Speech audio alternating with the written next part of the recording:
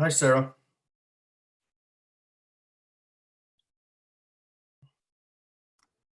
Hi, Julian.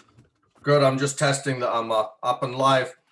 Okay, Thank you. I'm trying to start the live feed, so just so you guys know. Yeah, I thought it said it was live on YouTube, but maybe. I'm just now starting it, and then I gotta let the IT staff know so they can do the link. Okay, thank you. You're welcome.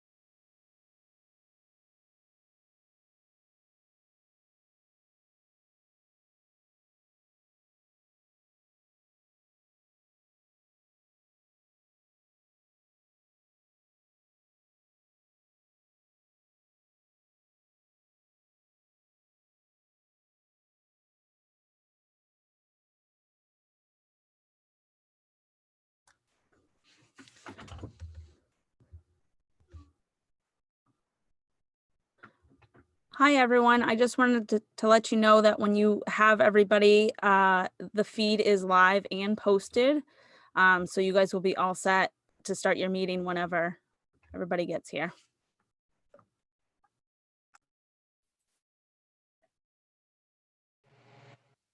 Thank you.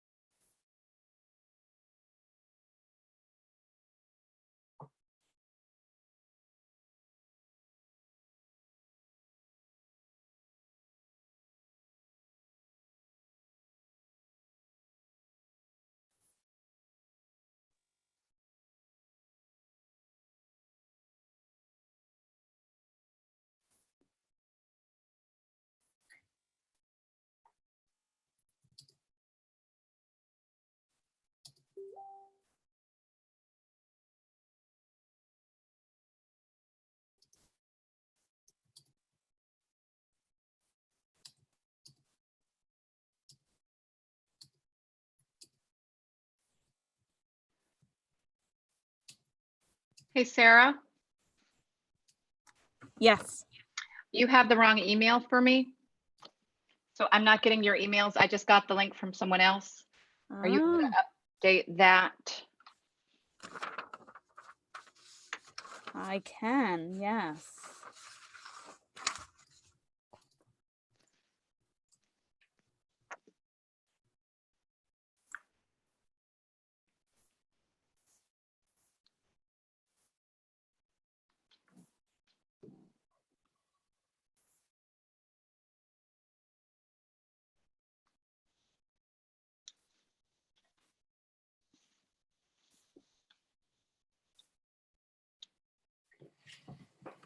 Sarah, I'll just email you and to make sure you have it, okay?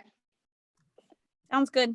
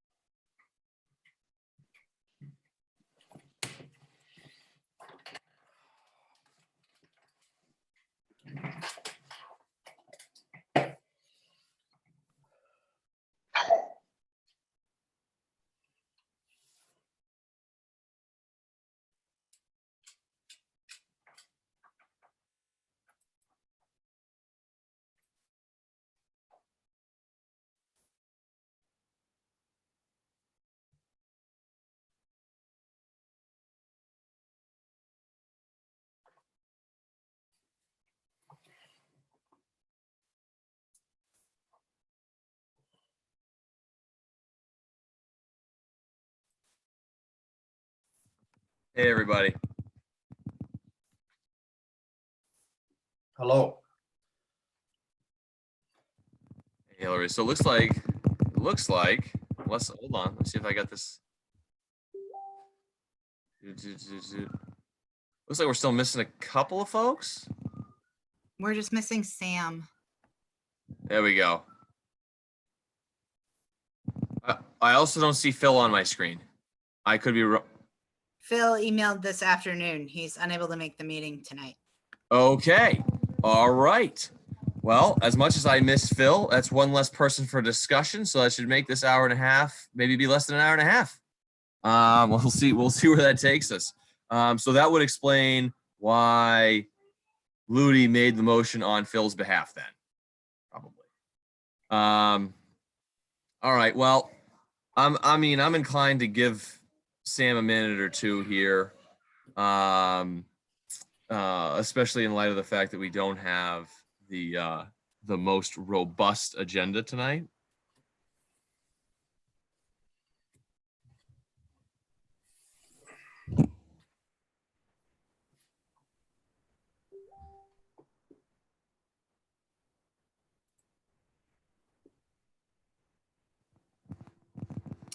So,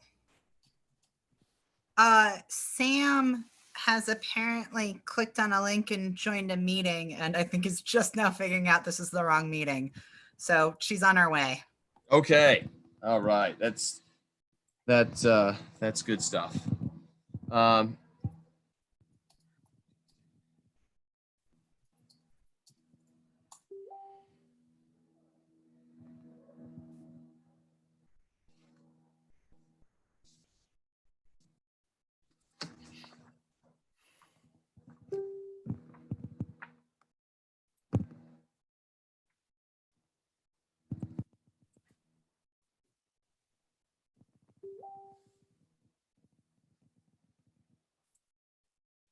There we go.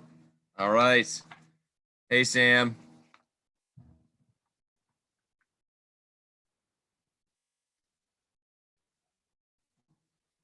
All right, so let's do this. Looks like we got everybody. Let's get started. First item on the agenda is the approval of our minutes from last week's meeting.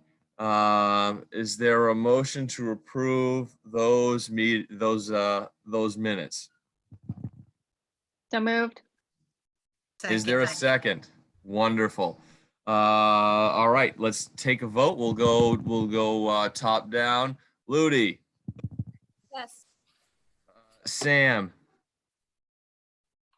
Yes. Rian. Yes. Hillary. Yes. James. Yes. Ron. Yes. I am a yes. Julian. Yes. Kathy. Yes. There we go. First item on the agenda is done. We have passed the minutes of last meeting, 9-0.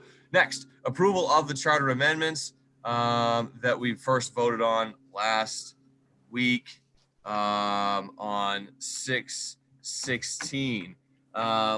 Let's first do this. Any discussion? Ludi. I'm good. Sam. No. Rian. I'm good. Hillary. I'm good. James. I'm good, thank you. I have nothing. Oh, it's not my turn yet. Ron. No discussion. I have nothing to add. Julian. Nothing to add. Kathy. Nothing to add. Excellent. Thank you. All right. So the vote starts with Ludi. Yes. Sam. Yes. Rian. Yes. Hillary. Yes. James. Yes. Ron. Yes. I am a yes. Julian Yes. and Kathy. Yes. Boom. 2 for 2. The charter amendments, which we first voted on last week, are approved 9-0. We now move on to consideration of motions for charter revisions. This is the 3A. This is the motion made by Phil by proxy of Ludi to eliminate party caucuses and move to a June primary system with a deadline of no less than 60 days before the June election to declare or qualify for candidacy. Discussion starting with Ludi. Go ahead. Yeah, so I brought this forward because many community members have spoken with me about their frustrations with the caucuses. And just like last time, I'm still in favor of eliminating them. They're inconvenient and lots of people can't participate. And switching to primaries would allow for a whole day for folks to vote, and people could vote absentee. And this would remove those barriers to participation that caucuses had and allow for more turnout and democratic participation. And I'm always in favor of that. And plus, we just switched to special elections, so we may as well standardize a June election. And that's why I put it forward. Thank you, Ludi. Sam. I just agree with everything that Ludi just said. I don't really have anything to add. She summed it up pretty well. Rian. Yeah, I would just, second everything Ludi said and just add that they're very unwieldy. I know that it puts a lot of stress on the clerk's office just because of the uncertainty of when they are and the time that they're going to be. And sometimes some of them get rescheduled, and they have to plan for the initial one, then they've got to turn around and plan for all of that. There's that whole showing up that half hour beforehand. We can hold a caucus whenever we want.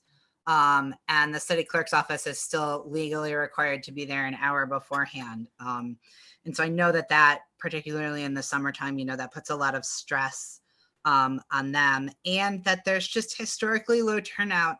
Even when we try to get turnout up, it's just asking people to commit 2 hours of their life, usually on a weekend day or a weeknight, is just not something that a lot of people who want to be involved and who want to participate are feasibly, able to do. And I think last time we discussed this, Julian, you made the point of you knock on 100 doors and maybe 12 of them show up and turn up at the caucus. But that's leaving 88 of your constituents that have now been disenfranchised because they're not able to participate in this 2-hour block of time. So with a primary, they can vote absentee, they can vote whenever they want during the day. And I think Ludi's last point at the very end was a pretty good one in terms of the vacancies.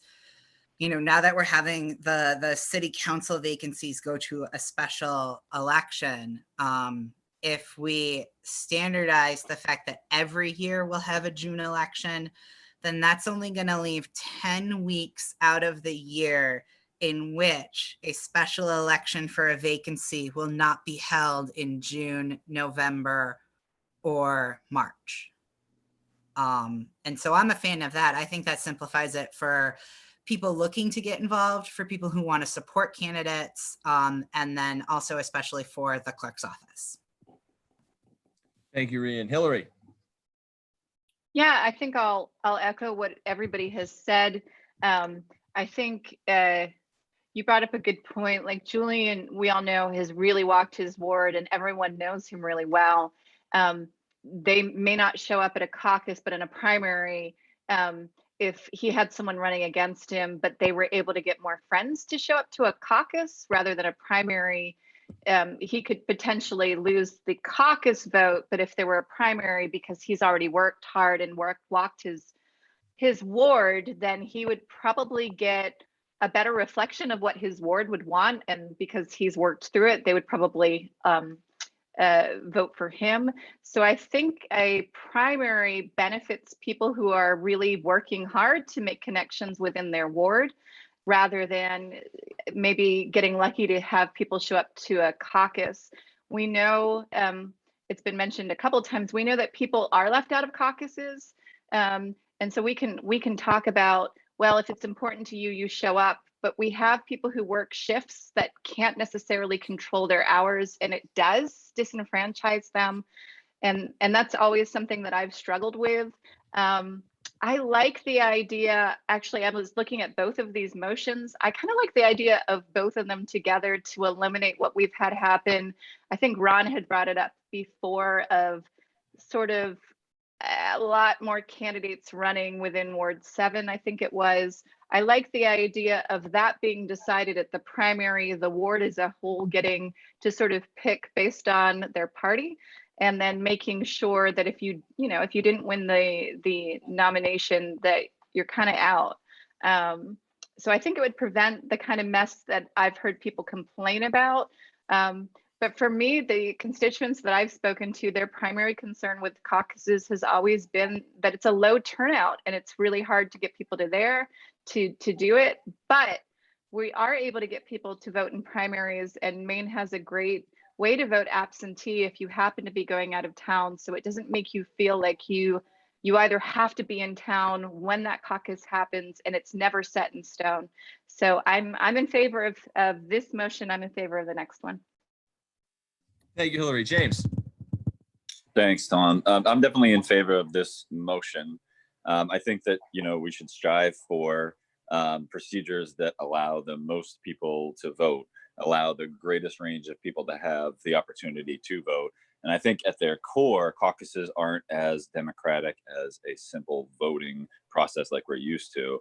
I don't think there's any question that more people would participate in a election where you could vote over a period of time by absentee ballot. More people would participate in that than a caucus. I think it really limits people's options when basically your opportunity to participate is you know, a 2-hour window on one day out of the year, when, you know, life gets in the way often.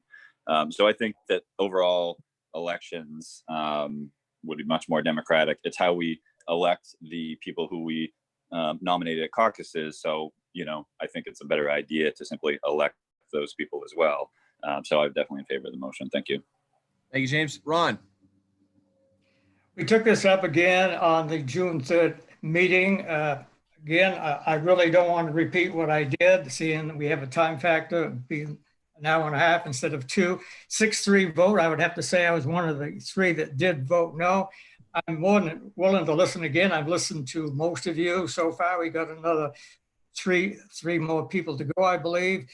And I'll certainly listen again. But again, when I ran for the Charter Commission and when I got my 25 signatures, one of the basic premises I had was to keep the ward system integrity intact and to try to keep the changes to a minimum. I think I said for the paper, I do not want to reinvent the wheel. I usually am on the same page as Phil is, but for this here, again, I think also we want to keep the changes to a minimum if we can. So this is one that I firmly, my comfort zone does not allow me to change. I don't know, I'll listen to the rest of the people, and when you go around for the vote, I'll see what I'm going to say at that time. Thank you, Ron. The only thing I would like to add is that this, in substance, if not in complete form, is already something that we have voted on. Julian. Yeah, I think it's nefarious. It was voted on and closed down, and I have no idea why this same exact motion has come back up. If anyone can enlighten that. But, you know, to address some of the concerns, it's difficult to get people to show up and this and that. But all the candidates going out to get people to come to the caucus for them have the same odds. They go to the same homes. They have the same work schedules. If I go to home A, the person has the same work schedule. So who's going to come out for you? It's very grassroots. You get to meet a lot of people. You get to hear concerns. We've had addressed before issues. Maybe we need 25 signatures in wards for candidates to get on the ballot. Well, if someone's going to go caucus and get people to come out for them and make real connections, which I was able to do doing that, then they're a very serious candidate. And it didn't backfire for me. I had 18 people show up, which was a record for Ward 5 for a school board seat. And when I went with Jay Coelho, we also brought another 18 people, and he got to also meet people in the ward. We're a small town. It's very grassroots. We're not a massive city. And I remember the 2 caucuses that happened for the mayor in the Democrat Party, one of them being held at the Alphon Youth Center on the top floor. it was packed. I mean, there was over 100 people there that showed up for that caucus. So I'm in total favor. And even if I wasn't, I still would not re-vote on something that had already been voted on and laid to rest, because we could dig up every vote that we voted on and drag this out till this time next year. So it's an emphatic no. Thank you. Kathy. Tom, I really want to echo what you and Julian have said. I am a little puzzled why we're bringing this back to the table. If we are going to bring things back to the table, I am having residents call me all the time about why are we not voting on the budget? We are the taxpayers. It's our money. So I would not be in favor of resurrecting this. All right. Kathy, thank you for that. All right, it's time to vote. And we start, I keep wanting to say Phil because Phil's typically at the top of my list. Phil is not here. Ludi, Yes. Samantha, Yes. Rian, Yeah. Hillary, Yes. James, Yes. Ron. I'll have to say no. I am a no. Julian I'm a no. and Kathy. No. All right, so the vote is 5-4, but I believe that because of the way that we have structured this, the motion does not pass. Moving on to 3A2, 3A sub 2. Rian, I think I know that I think you've spoken on this motion before, but if you'd like to elaborate on it or introduce it, please feel free. Yeah, I've talked about the concept, but it hasn't been something we've officially voted on.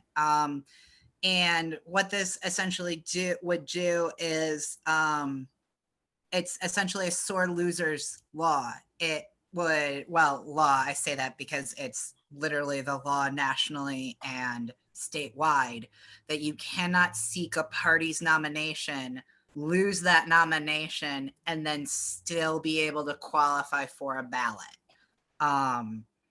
And you are allowed to do that, you know, here in Waterville. I just think that this is a bad practice. You know, if someone were choosing to run for the state house and they did not want to seek their party's nomination, they can run unenrolled, but they have to declare by June 1st. And it's kind of the same thing with the presidential. You know, it's not like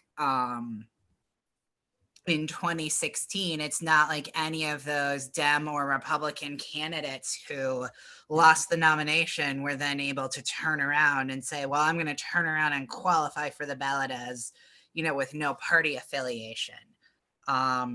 It just, again, it's just it's a sore losers law that exists nationally and exists statewide. I'm puzzled as to why it does not exist here in Waterville. And so I would just like to have it here. Rian, thank you very much. Let's start the discussion off. I think it's a great way to start the discussion off, but we'll of course circle back to you for any discussion you'd like to add to that. Starting with Ludi. I think it makes sense to me, but I'm open to hearing what other people have to say. Samantha.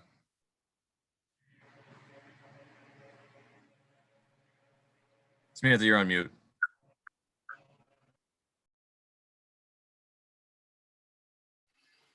We will circle back to Samantha. Rian, you did just speak on this, but I mean, please feel free if there's something you'd like to add in the discussion portion of this. No, I think I'd want to add something after everybody else has spoken, but no, There- I'm good for right now. Okay. And Hillary.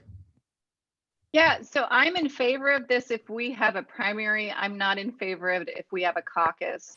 And I know, Julian, you can talk about the success that you had, but we know if you lost a caucus, you would still have like 100 people support you in your ward. And so I don't think caucuses necessarily or definitively show a support from a ward at excuse me, all. But why are we going back to the caucus thing again? Hold on, Julian, No, hold on. what- You'll have your opportunity. This is Hillary's time for the discussions. Sorry about that. Well, finish. You will no. have your discuss. Yeah, and Julian, I'm not attacking what you're saying. I'm saying I'm using it as a point to illustrate. I would be in favor of this if we got rid of a caucuses and moved to a primary. Without it, I don't look at the people who show up. So when I went to a caucus, and it might have been the same one, we had 4 people from our ward show up. So we had 4 people at the table to nominate a school board member. I know that that wasn't definitive for the people of our ward. I'm not in favor of this. Thank you, Hillary. James. Thank you. Yes, I am in agreement with the concept of this, but I do see Hillary's points where, you know, a caucus can tend to be a little bit unfair. And so if somebody, you know, can't make the caucus one night, they, you know, may have an opportunity to run otherwise. But certainly, I think, you know, at a basic level, I think that this makes sense. Thank you. Ron. Yes, I'd like to ask Rhiannon a question. What article and section would this be put into in our charter? So this would be in Article 9, whatever section 9. Article 9, Section 9. Okay. Yes, okay, thank you. The only thing I have to say about this is, you know, no matter how savory the candidate might be, I think the bottom line is the voters should make the decision whether they want them or not. And if his name's on the ballot, they either vote for him or not. I know that sounds kind of hypocritical when I think a few weeks back, I said that Ward 7 had 4 candidates, and we thought that was kind of flooding it because it took some from somebody that really, really wanted it, and the 2 were lukewarm. But I think in this particular case here, if someone, you know, did not make it through the caucus and really, really wanted to try to run for election, he should be given the opportunity, and the citizens of Waterville will make that decision on him. Thank you, Ron. Ron, were you finished? I didn't want to make sure. I want to make sure I didn't cut you off mid-thought. Yes, I am done. Okay. I agree with the points that that Hillary made, and then of course just to clarify that, you know, there may be some head scratching going on out there. But my original vote when the issue that preceded this, which I think speaks to where Hillary was coming from on this, was a yes vote. I was in favor of eliminating the caucuses, but I also am in favor of sticking to the votes that we've already taken. And in light of that fact, that's why I voted the way that I did this time. I will say that I think that it would have made sense. It would make sense to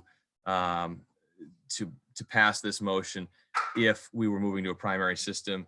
If we haven't, I think Hillary's point makes a lot of sense. Julian. Yeah, I've been to 2 big caucuses that were contentious by the party, and I don't believe they followed the rules. One of them was for the mayor a few years back, and they motioned to table it, which apparently was not something that should have happened. They tabled it because they didn't have a candidate they wanted. They had Karen Rancourt. She showed up with about 28 people, and there was a motion to table this, which apparently was not allowed to happen. And she left, and then when they had the meeting again, they came with 100 people all to vote her out, and in replacement, they put Eric Thomas. My own caucus experience, they apparently only Ward 5 was allowed to ask questions. They planted someone from Ward 5 with a laptop and called in questions to that person, which I had no problem with doing, but that's what happened. And then they motioned for a secret ballot, which is actually against caucus rules. The whole idea of a caucus is to publicly show support. So if I had have lost my nomination by in-party corruption, I would certainly have liked to have had the opportunity to say, fine, I don't believe the process was fair. I'm now running as an independent. I don't, of course, there's legal ramifications and avenues you can take, but everyone knows you're not really going to get anywhere with that in politics. So it gives candidates an option to say, my party didn't run a fair process, and consequently, I'm not belonging to this party now, and now I'm running as an independent. It also allows a greater selection of candidates, which is what Hillary spoke to. Now you might have an independent on the ballot and a Dem and an unenrolled and a Republican. And maybe the person in the Dem party is so virulently opposed to the person's running's views, like Fitzpatrick was propped up against me, she had that option to switch and run against me. And it actually helped me because without her, I wouldn't have had an opponent. And I got to go and hear people's issues and meet people and really work for the nomination at the polls in November. And for that, I think it's absolutely important. And, you know, we speak of not having, not stripping the right of a counselor to sit on a council and vote on the same school budget that pays them. Well, I think it's stripping the rights of individuals when you're telling them, barring them from being politically active and saying, no, you can't run as an independent or unenrolled. And I think the only thing it's doing is making sure Democrats knock out any opposition to someone running. And the way they've been running caucuses, I think there'll be a lot more people leaving them and running as independent. Thank you. Kathy. Tom, on this one, I agree with what Julian is saying and the history he gave of some very wrong things that have happened in the past. So I'm right there with Julian on this one. All right. So let's take our vote here. Wait, I think we have Sam back. Oh, that's right. I knew there was someone we need to return to. Sam, last time I reached out to you, you were muted. And so we didn't get your viewpoints on this. Please add to the discussion. Sorry, I got kicked off. I don't have anything else to add. It's fine. Thank you. All right. All right. So now with that, we start back at the top with Ludi. Go. Yes. Samantha. Yes. Rian. Yes. Hillary. No. James. Yes. Ron. No, I am a no. Julian. No. And Kathy. No. All right. So I believe the motion does not pass 4 votes to 5. All right. Now that moves us on through 1, 2, 3A, 1 and 3A, 2 of our agenda. We now move on to item number 4, which is discussion on the entirety of the charter package. And Rian, you were good enough to include that those items, which were staggering for me to review. I did not know we had covered as much ground as we had. I think that no matter how people might feel about what we have done here, they certainly cannot say that we cheated them with our effort or attention to detail. So I'm happy to get this discussion started off in alphabetical order. So Ludi, what are your thoughts on how we handle this package going forward? I would feel most comfortable discussing the entire package after we talk to Bill. But if we are taking a straw poll tonight, I would not feel comfortable sending our entire package to council without a unanimous vote of the Charter Commission. And even after we talk to Bill next week, I'd like us to reconsider all non-unanimous motions and votes to try to come to a consensus, to try to have the most unanimous charter as possible. Thank you, Samantha. Yeah, I echo what Ludi just said. I think that it's really important for us to look at some of our non-unanimous votes and try to come up with a little bit of consensus. I know that it just takes 2 people to hold the charter. So I would really like to look at that and see if there are ways that we can compromise and find some compromise and get a unanimous vote on some of, especially the major changes that Bill pointed out. Rian. Yeah, echoing with the strive for unanimous. I know we voted back that first week of February that we were going to send the charter, to council with an 8-2 vote. But Bill has twice now strongly suggested that we strive for unanimous consent. So I really just echo trying to get unanimous consent on everything. Thank you, Rhea and Hillary. So I guess I'm interested in having that conversation with Bill first. I don't know, Rhian, were you suggesting, did he send something else out to us again?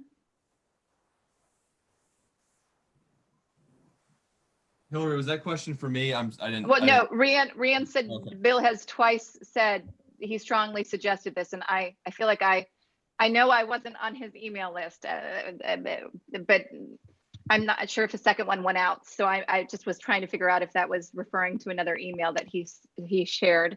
I think consensus is a great thing. I think if we can get unanimous consent, that just makes everyone feel better about it. But I'm interested in having that conversation with Bill present first, so that we can sort of get a firsthand account of why he thinks that's really important. Hillary, thank you, James. Yes, I would certainly agree that the more unanimous we can be, the better. And I would certainly be in favor of trying to, make the votes that we've already made more unanimous. In an ideal situation, we would send something to the council with a 10-0 vote and give voters the confidence that, the changes that have been made are truly consensus changes. Thank you. Thanks, James. Ron.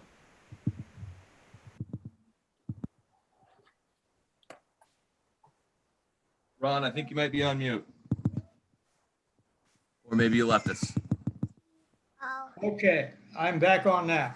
Yes, I agree with everything that Ludi stated. I do want to listen to what Bill Lee says before I make too many statements. And I also agree with her that we want to get a consensus. A utopia perfect world would be unanimous. I don't think we're going to get that, but we are a very good group to work with. But again, repeating what Ludi says, let's wait and talk to Bill Lee, and let's try to get a consensus on these before we go any further. Ron, thank you for that. My position on the vote going forward is that I think we can have unanimity without necessarily revisiting every non-unanimous vote. I mean, the reality is that we have this package that we can present to the voters, and if we do vote, and the vote is 10-0 or 9-0 or whatever it is, depending on how many people are present at the next meeting, then that speaks to how supportive we are of this as a total package, irrespective of how each individual vote was taken. And from my perspective, the reality here is this: we entered into a contract with one another in terms of how this is going to look. And, we said if something is 7-3, it gets on. And if we vote 8-2, it goes through.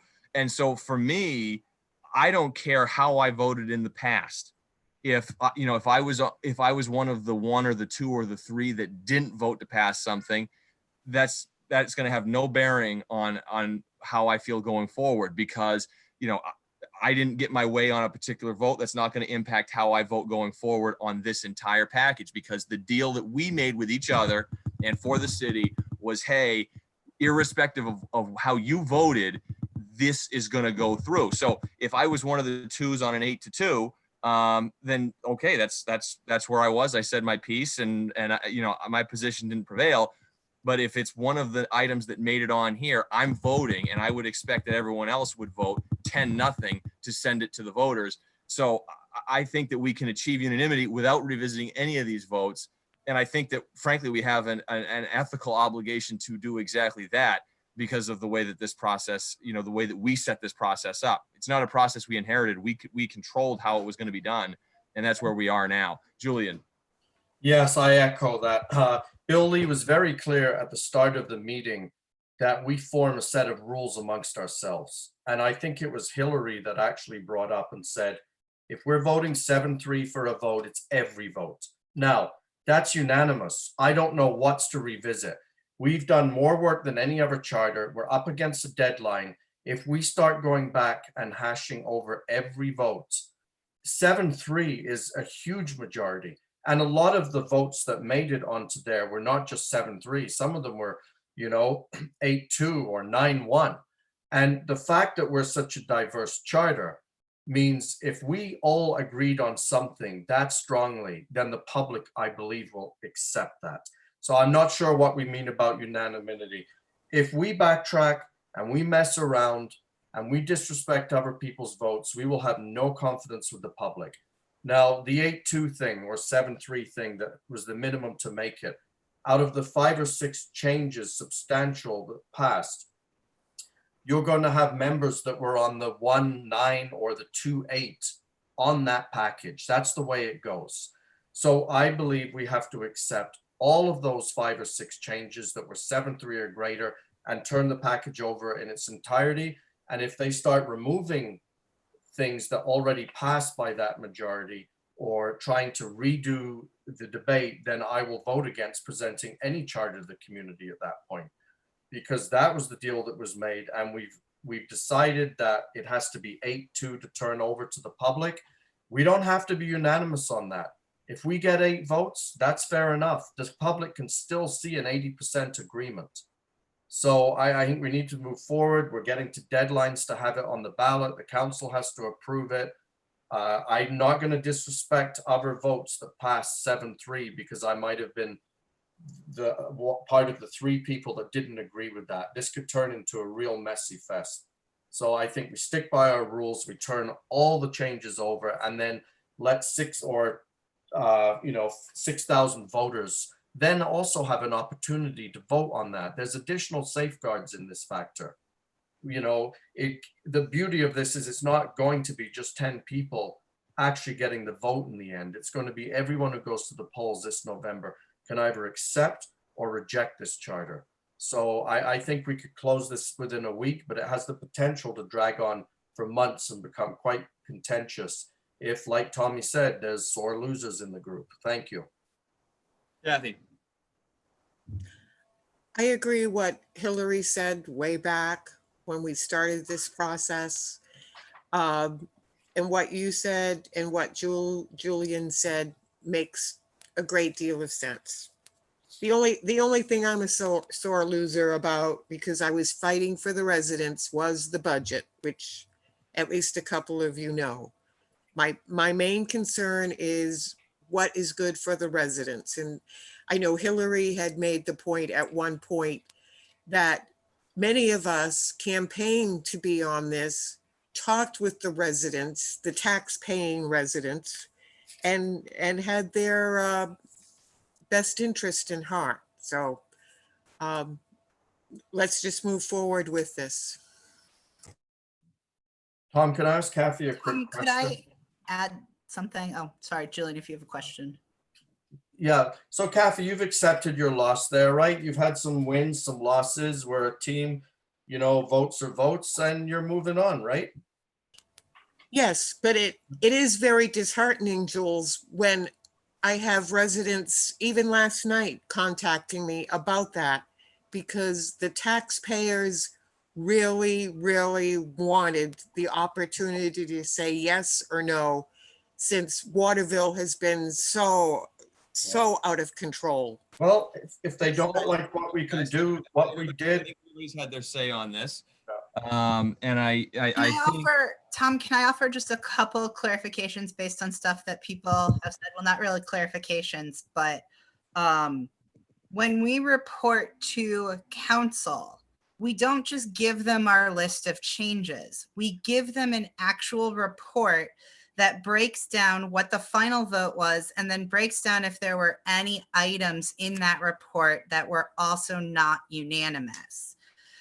If we have an 8-2 vote and send this to council, with that 8-2 vote, those 2 individuals who voted no are allowed to write their own report and send that to council as well. So when I talk about striving to have the most consensus that we can, it's because when we report to council, we are going to be reporting that there are things that are not unanimous.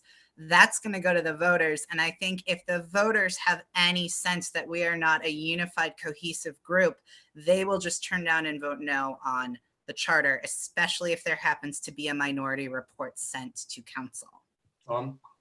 Hold on, and so we're gonna do it. We're gonna do it in this order.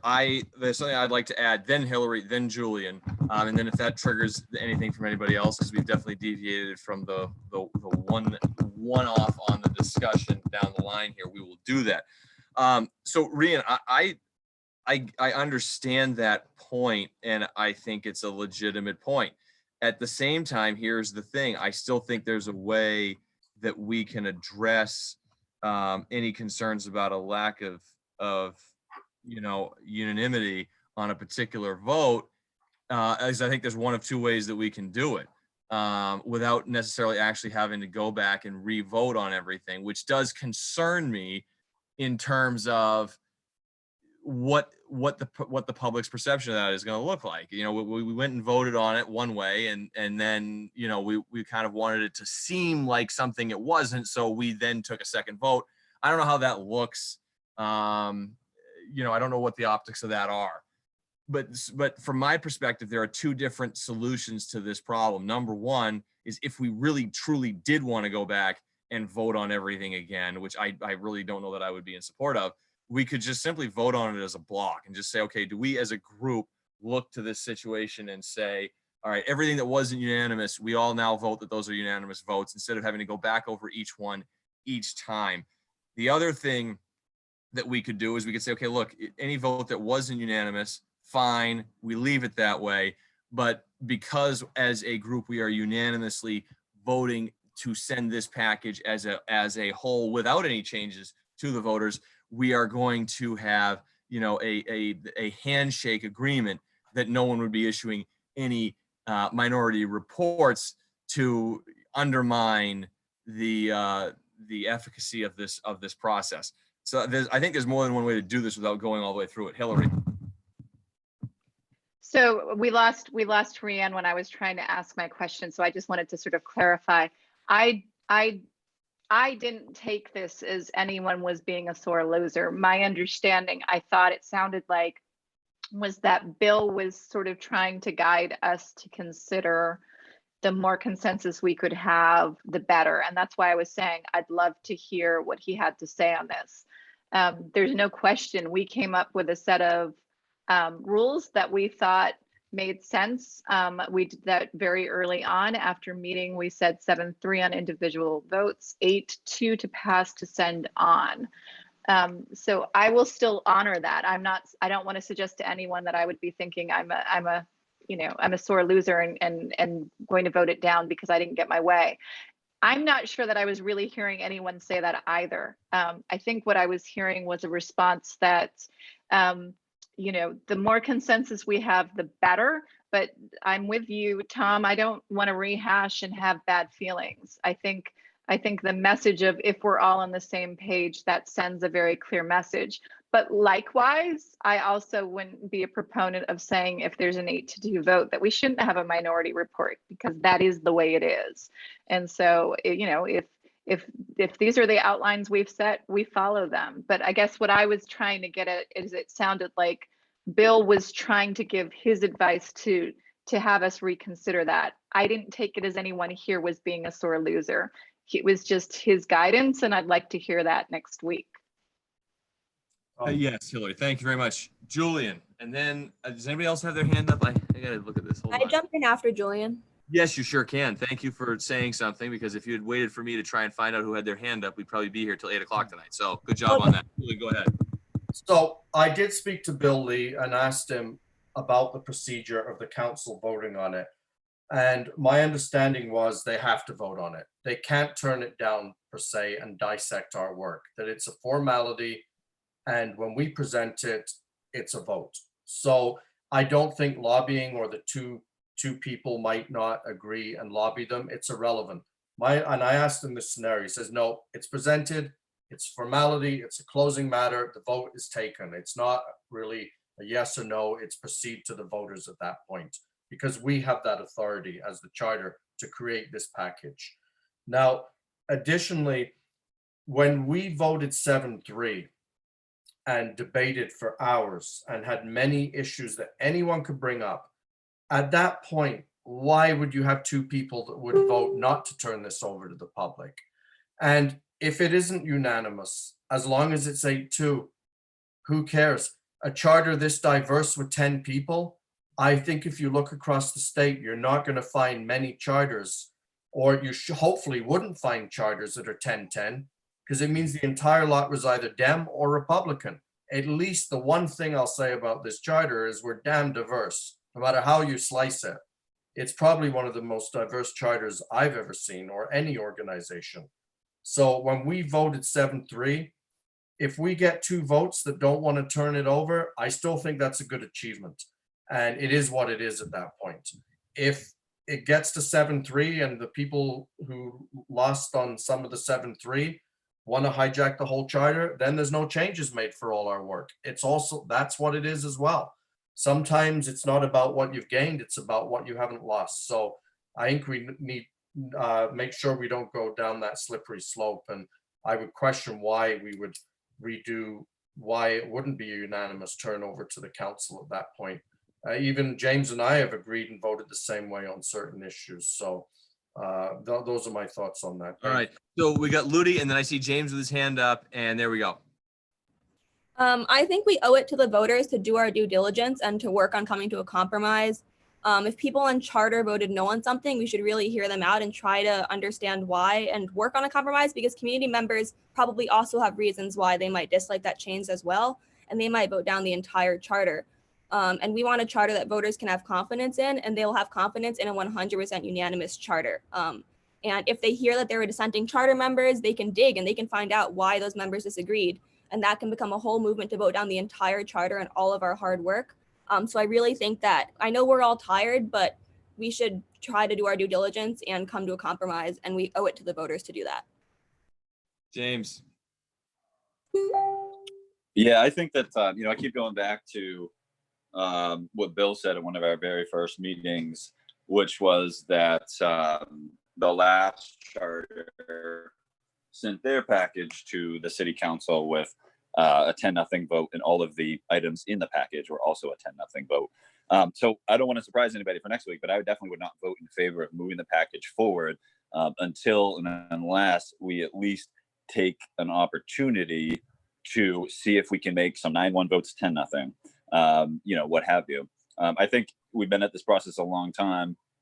I don't think waiting, and I don't think taking time to revisit the very few non-unanimous motions that we have to see if we can come up with more consensus. Because I would like to see a document that goes to city council that was voted on 10-0, and each line item was 10-0. I think that sends a really positive message to voters. And I think we owe it to ourselves, after we've been at this for so long, to see if there is some more consensus that we can come to. Thanks. Thank you, James. And before we move on to number 5, I would just like to add that the point that James just made makes a lot of sense to me. Again, I raised my own concerns about taking a second vote from an optics standpoint. But if the idea here is we're going to revisit these votes to try and get them from 8-2 or 9-1 to 10-0, so that we can to engender more confidence in the public, then that's fine, because I think that's consistent with the spirit of what we tried to do here at the very beginning. If the idea is, well, look, we were 8-2 on this, but I'm going to try and use the fact that we weren't unanimous on that in order to get something else passed, or in order to get a particular item lifted from what we've already passed, I think that would be in particularly poor form, and it would not be consistent with the integrity and the ethical obligations that we set out at the beginning here. So that is what I would like to add on that. I have Um, a question for you Some on of your, us have I been don't- raising our I don't, hand. I don't see your hand up on this yet, Julian. sorry, Rian, Hillary, Kathy, James, Julian, and then I don't see any other hands up. We're done. So go ahead, Rian. Okay, I just want to say that when we're talking about the non-unanimous votes, there were, I didn't even look and see how many were on this document, 70 something, 67, 74, somewhere in that range. We are talking 7 non-unanimous votes. 2 of them were 7-3, 2 of them were 8-2, and 3 of them were 9-1. So we are not talking revisiting the whole package or anything like that. We're talking discussing seven votes. Thank you, Rian. Rian, was that what you wanted to add? That's all I wanted to add. Okay, and then I think I said Kathy and then Hillary, and then well, James had his hand up, but he doesn't anymore. And then I guess we'll go to Julian. So Kathy. Tom, I just wanted to echo what you said. I'm in total agreement with your statement. Because many of these issues,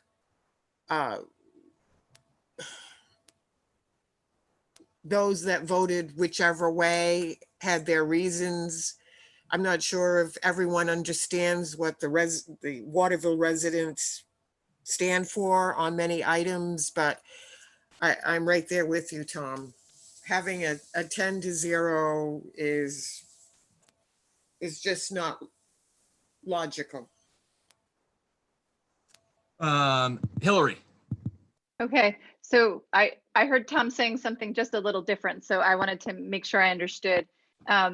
So I think what I heard you saying, Tom, was that, and I feel the same way, this wouldn't be about going back to rehash, to change and try to get like an 8-2 and have a different outcome, that suddenly it's 5-4 and that we wouldn't keep what we had. Is that right?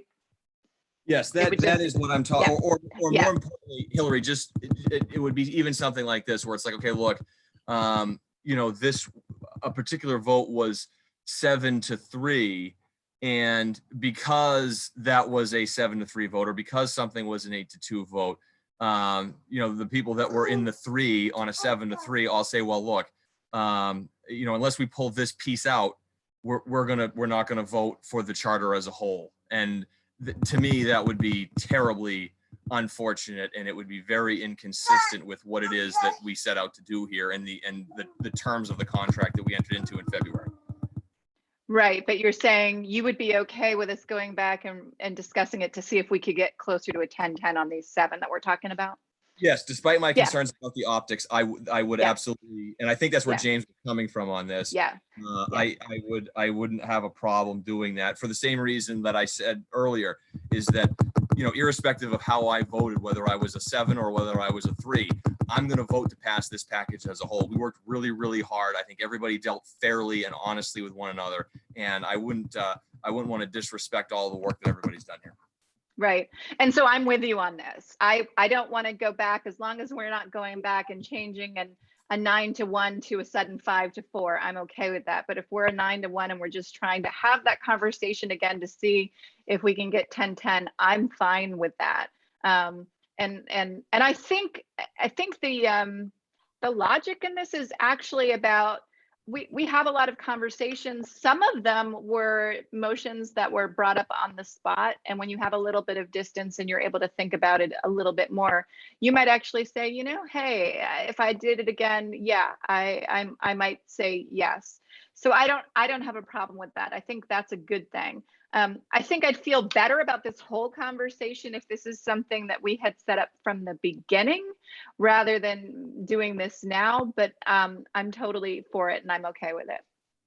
And Hillary, I think it's that point that where I talk about the optics. That's the part that I agree with you is that as we set out the rules about our 7-3 votes, when a 6-4 vote qualifies, when an 8-2 vote qualifies, we set that out long ago. So there's nothing, first of all, there's nothing untoward about what we're doing anyway, but no one could even look at it and suggest, well, look, these guys are kind of making up the rules as they go along.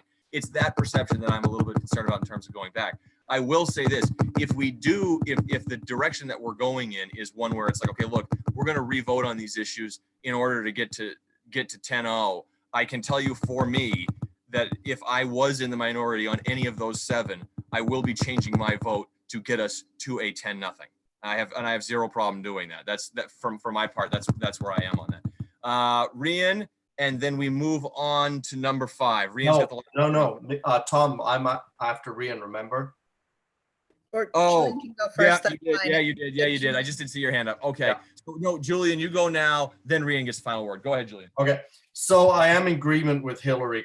I have no problem with going back and revisiting the few votes to get it at unanimous consent. If we're going back and trying to get votes to move from a 7-3 to a 6-4, you're going down a very slippery road. And it reminds me of the cartoon Cat Dog, where they made truce for a day. And they said, he who tinkers is the stinker. And, so I'm all for moving to it being unanimous. And I would switch my votes if I was one of the 3 at that point, or the 2. But if we're using it to flip votes that have already passed and move that formula from 6-4, that's not in good spirit whatsoever. There's an easy solution to it as well. We can just vote. We could just have an agreement that every single person who was one of the 3 on every vote moves to switch their vote and join the 7 to be unanimous. It's very easy to do. If we're looking for consensus, the people that voted against that aren't really going to change their opinion.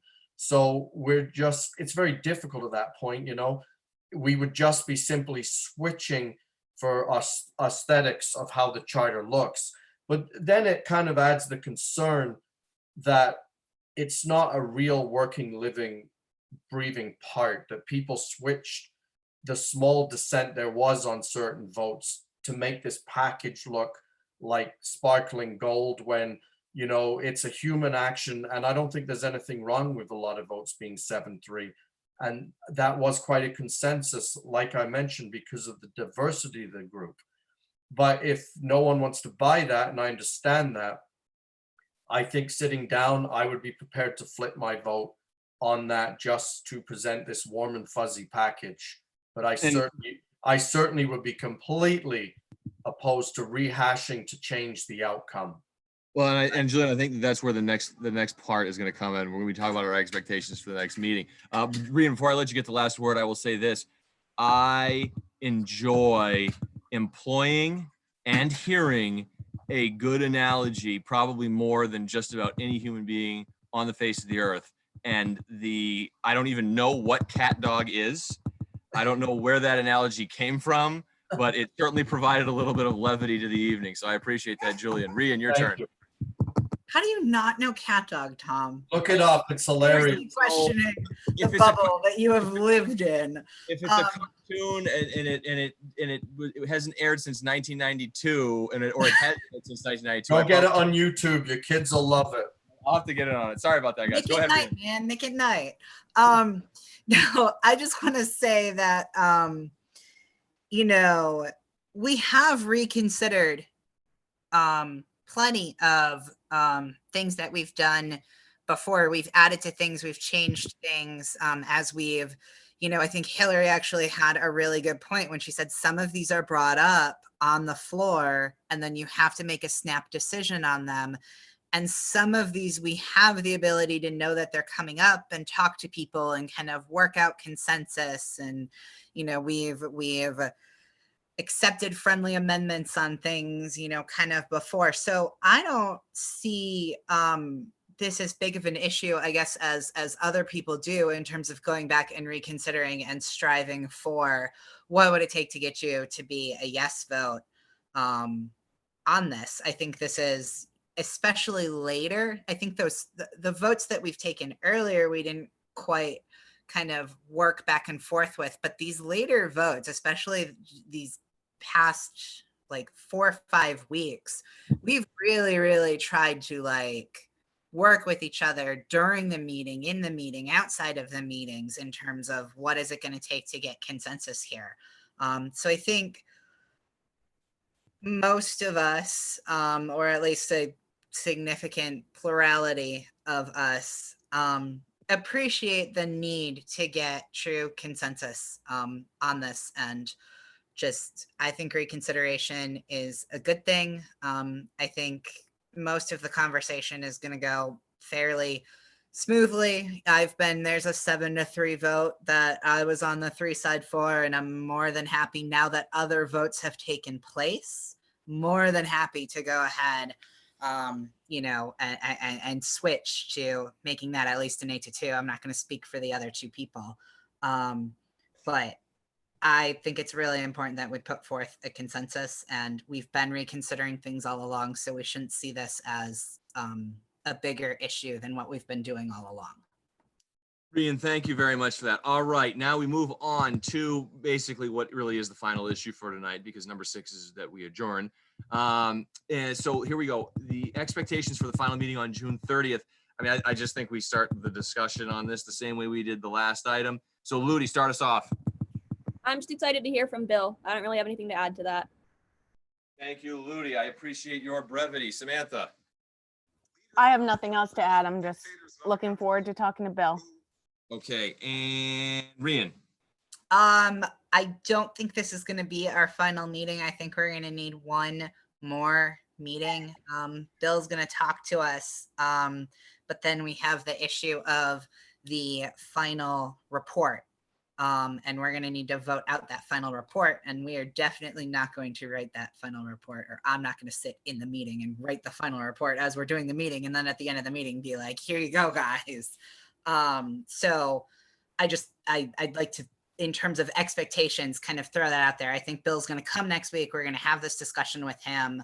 You know, then we're going to have, I don't know if we're going to have a straw vote then, you know, Tom, or if you wanted to have a straw vote this meeting.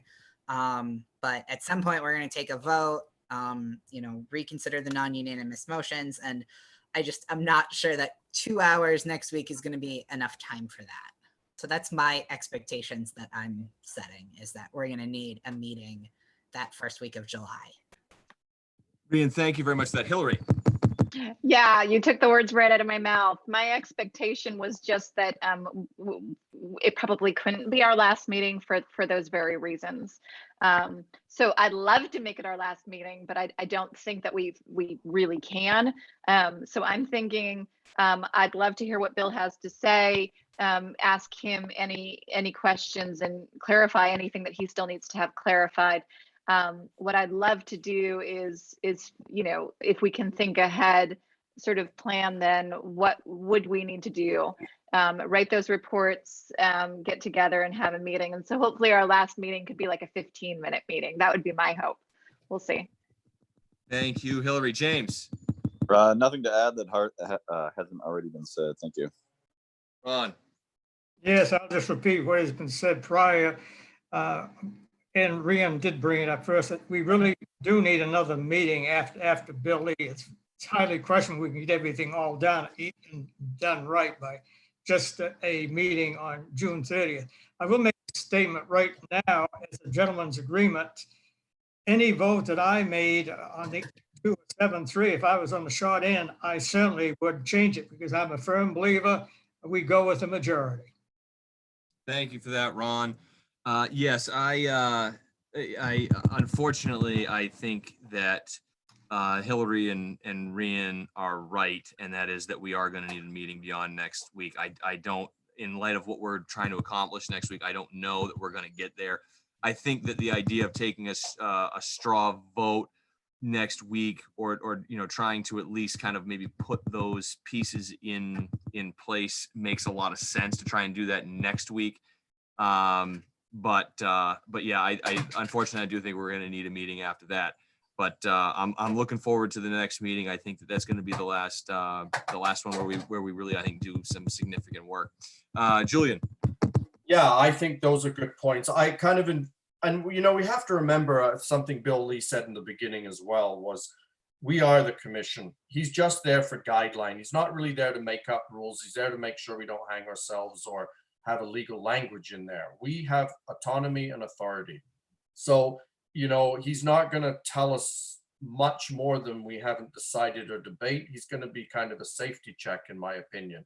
it'll be good to hear from him, but I think that meeting will go for 2 hours of questions and answers back and forths.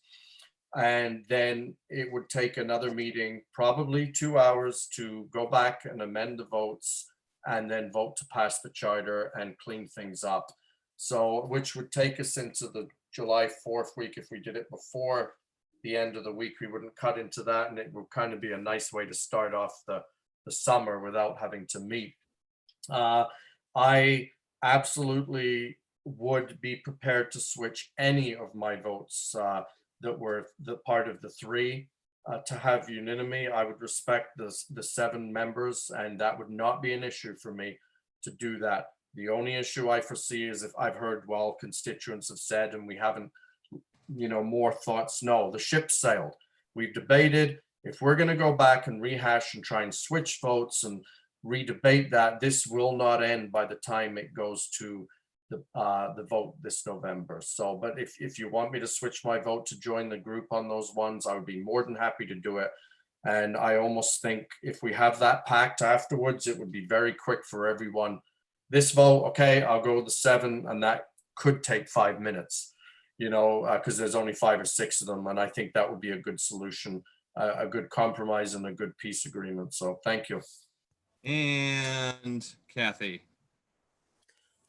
No, I agree with what you said, Tom. If we will need another meeting for sure. If we could either meet early, or if we're meeting on July 7th, that's another very important city council meeting. So if we need to meet on that day, if we could do the 5:30 again. Okay. That's All the right. wrong week, Kathy, I think. Oh, no, it's not. Sorry. Yeah, you're right. You're right. All right. In light of that, great work, everybody. This was a very efficient meeting. Is there a motion to adjourn? So moved. Is there a second? Second. Second. All right. Let's go down the list. Ludi, Yes. Samantha, Yes. Rian, Yep. Hillary, Yes. James, Yes. Ron. Yes, and good evening. Good evening, Ron. I am also a yes. Julian. And I'm a no. Okay. And Kathy. Yes, thank you, Tom. Hey, great work, everybody tonight. Thank you, Tom. I will Thanks, talk to you Tom. guys. Very welcome. Thank you guys. You guys were great, and we'll get back in business next Tuesday. Have a great week. You too, bye. You all have a good night.